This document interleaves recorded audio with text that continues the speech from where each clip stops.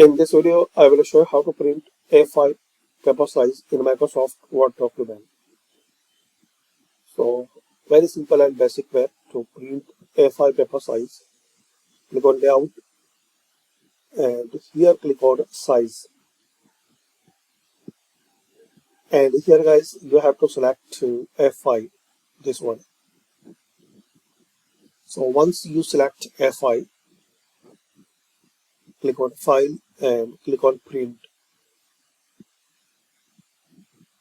And here guys, you will see this preview, and here as we can see A5 is selected. Just click on Print. And there are some more settings. You can change landscape to portrait,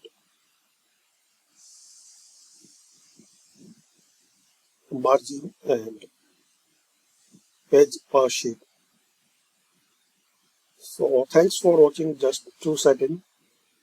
Click on layout and here size and select A5 and print it. So thanks for watching. Comment this video useful for you or not.